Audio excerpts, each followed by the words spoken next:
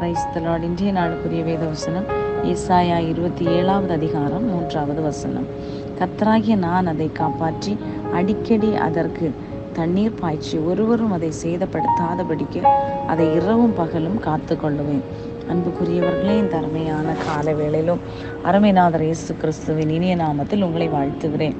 இந்த கர்த்தர் தந்த நல்ல வசனத்திற்காய் நமக்கு நன்றி செலுத்துவோம்.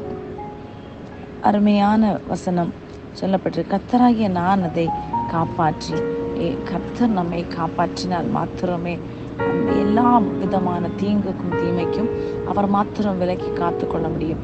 காரணம், கர்த்தத்துவம் அவருடையது. கர்த்தத்துவம் என்று சொல்லும்போது நம்முடைய ஒரு காரியத்தில் மாத்திரமல்ல, நம்முடைய எல்லா காரியங்களிலும் தாயின் கருவில் உருவாகும் முன்னே தெரிந்து கொண்ட தேவன் நாம் இந்த உலகத்தை விட்டு பிரிந்து பரலோகத்தோடு சேரும் வரைக்கும் கர்த்தர் நம்மை தூக்கி சுமந்து பாதுகாக்க வல்லமுள்ள தேவனாய் இருக்கிறார் என்பதை சொல்லுகிறது. அதற்கு தண்ணீர் பாய்ச்சி பாருங்க. ஒரு செடியானது வளர வேண்டுமானால் அதற்கு அது களை பிடுங்கப்பட வேண்டும்.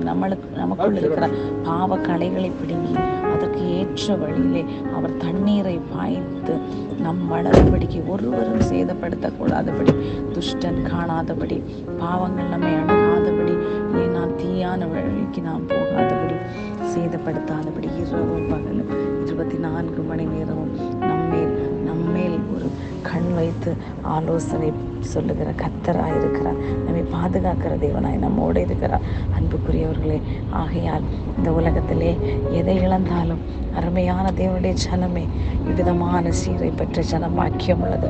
கர்த்தரை தெய்வமாக கொண்ட ஜனம் பாக்கியம் உள்ளது. அந்த பாக்கியமான சந்ததிக்குள்ளாய், இஸ்ரவேலின் சந்ததிக்குள்ளாய் வந்த நீங்கள் இன்றைக்கு கர்த்தரை பற்றி தேடுவீர்களானால் அதுக்கு அடுத்த வசனத்திலே 6வது வசனத்திலே சொல்லப்படுறது இப்படியாய் இருக்கும் போது, யாக்கோபு வேர் பெற்றி இஸ்ரவேல் பூத்து காய்த்து உலகத்தை பலனால் நிரப்பும் நாட்கள் வரப்போகிறது.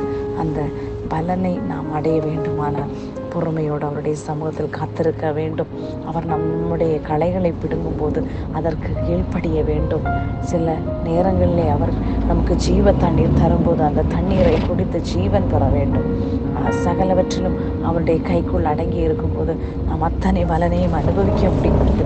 இந்த வசனம் நமக்கு ஆழமாய் தெரிவிக்கிறது. அன்புக்குரியவர்களே, இந்த நாட்களிலே வசனத்துக்கு கீழ்ப்படிவோம், தியானிப்போம், கர்த்தரோடு கூட இருப்போம், ஜெயம் பெறுவோம். கர்த்தர் தாமே உங்களை ஆசீர்வதிப்பாராக. ஆமென். God bless you all.